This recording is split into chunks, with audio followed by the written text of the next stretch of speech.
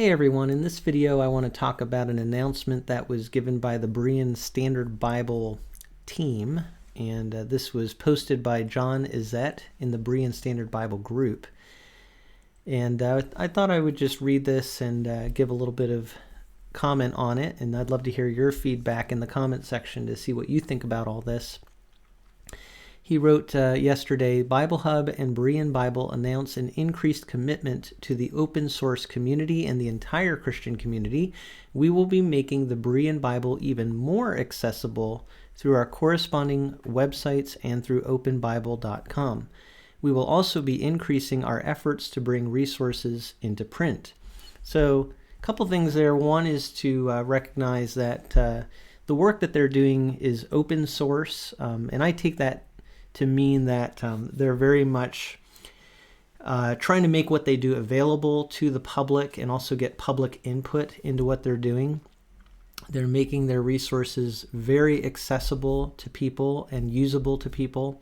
And you're going to see in this post that they're going to even increase that effort in a particular way.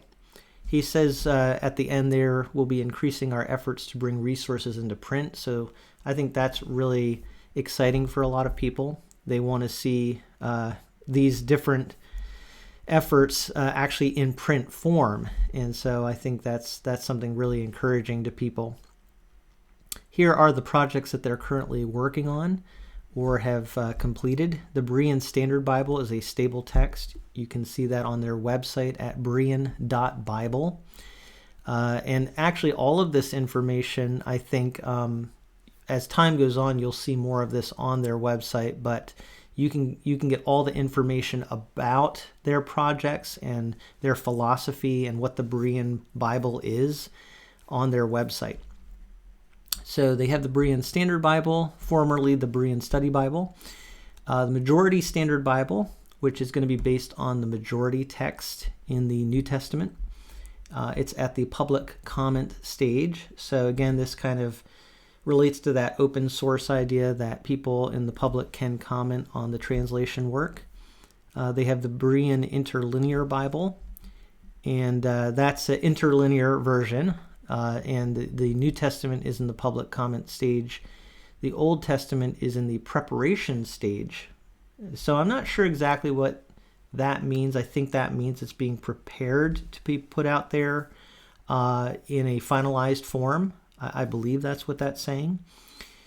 So that's the Old and New Testament of the Interlinear Bible. Then they have the Berean Literal Bible. So these are their tiers of translation. Again, you go to their website and they explain what these tiers are. The Berean Literal Bible, though, is New Testament in the public comment stage, and the Old Testament is in the preparation stage. So very similar to what you saw with the Interlinear tier. And then you have the Berean Greek Bible is in the preparation stage. The Berean Hebrew Bible is in the preparation stage. So it's good to see they're making the original languages available and accessible to the public. The Septuagint Old Testament Interlinear is in the preparation stage. The English Septuagint Old Testament translation is in the planning stage. So you'll actually be able to read the Septuagint in English when they've finalized this. So that's, I think, something going to be really interesting and helpful to people in their studies. They also have a Portuguese version that's in the planning stage, a Spanish version that is in the planning stage. They have Berean Bible book outlines that are available as a stable text, and then also Berean Bible book summaries, which are in the preparation stage right now. So these will give, I guess, overviews of each book of the Bible. That's what a summary is. So that's in the preparation stage. So really, really neat to see all the things they're working on. And one of the things I really want to compliment and encourage this team on is just how much effort they're putting into all of this. One of my criticisms with other projects that I've seen, other translation projects that maybe are similar in some ways to this, is they have a lot of steam at the beginning and then they kind of lose steam over time. If anything, I feel like this team is gaining steam as time goes on. Very encouraging to see this. So great job. And they say here, we have with so much work to do and our small team wants to freely share this work with the Christian community to ensure its completion and ongoing use. After much prayer and discussion, the BSB translation team and BSB Publishing have committed to releasing all work to the public domain via a Creative Commons CC0 license. This includes all current Berean Bible projects. So I think that's important to highlight here. They're not just saying, what they've said before is that they're going to make their translation very accessible and they're going to have generous licensing. They've actually changed that policy and they are now making it available in the public domain. And so this is the license or copyright information they're talking about. CC0 1.0 Universal Public Domain Dedication. No copyright on this. So that, they said, applies to all their current Berean Bible projects. That's just fantastic. And they give some reasoning here as to why they've decided to put it in the public domain. So he says, please note the following reasoning and clarifications. Number one, we are a small publishing company, but believe this work should be accessible on a large scale. We want to remove all restrictions from studying, sharing, and promoting God's Word. So they really just want to make this very freely available so people can spread it, spread the word. Number two, we will continue to fully support and increase translation efforts. We are working on additional print editions, and all planned translation tiers are moving forward. We have recently begun moving work into additional languages. So another point they're really talking about here is expanding their work. They really want to keep moving forward with their translation efforts even into other languages. Number three, we're currently in a good position financially with no reliance on print sales, yet want to see the use of the Berean translations grow exponentially. I really love this point number three here. It just encourages me that they are wisely using their resources, and I really feel like they have taken a little and they've done a lot with it, with their resources. I think that's really good stewardship on display here, that they're actually in a good position financially without reliance on print sales. I think that's fantastic, and I think that's going to really help them with longevity in their efforts. Number four, by definition, public domain materials may be freely used and adapted. However, we will continue to maintain all official sites and text. So what they're saying here is public domain means that people can use this in various ways, but they will have a central location on their website and with their text and print form that people can go to and say, okay, that's the Berean Bible right here. That's what we're looking at in a tangible way in their print form and at their website.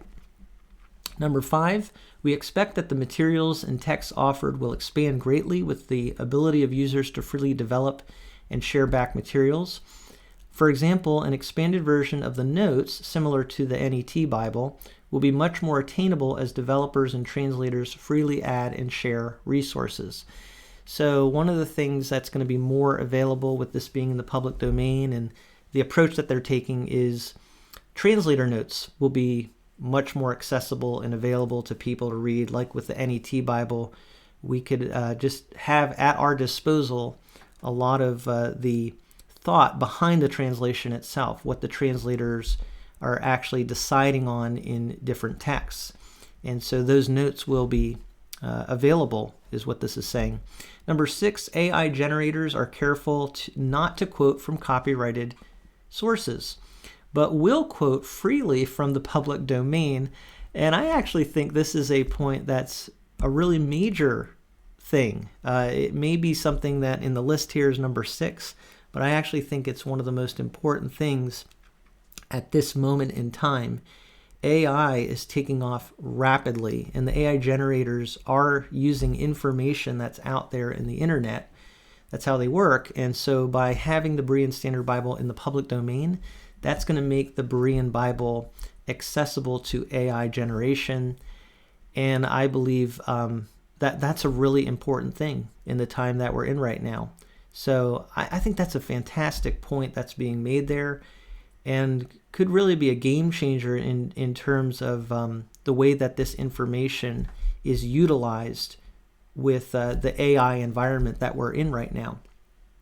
So very, very, very interesting and exciting to see that. And number 7, as we begin translation into other languages, truly open resources will be valuable far beyond their original applications. And so really a key point here is that they want translation work to be done not just in English, but in all different languages. And I think that actually ties in with the 6th point about AI. AI is going to make translation a much quicker, more rapid process, I believe. We can use AI to help us with Bible translation into maybe some languages that have never had the Bible in their language before. AI could really help with that work. And all of these resources that the Berean Standard Bible team is making available are going to be able to be used by AI in that work because it's in the public domain and freely accessible. So much that is good here. I'm just really excited to see what they're doing, and I've been pretty skeptical of this work. I mean, I've been cautious is maybe the way that I would word it, about getting too much on this bandwagon. I think there's so many Bible translations out there. There's always that question, why do we need another one? Especially if it's not really contributing anything unique. But I think what is unique about the Berean Bible and all of these tiers of translations and the different languages that they're being translated in is it's public domain. It's just very accessible. It's open source, as they say. And it's going to be able to be used very easily and freely, not only where I live in the United States, but all around the world, in all different countries, in all different languages.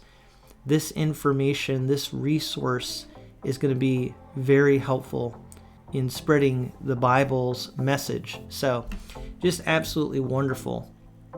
I'd love to hear what you think in the comment section below.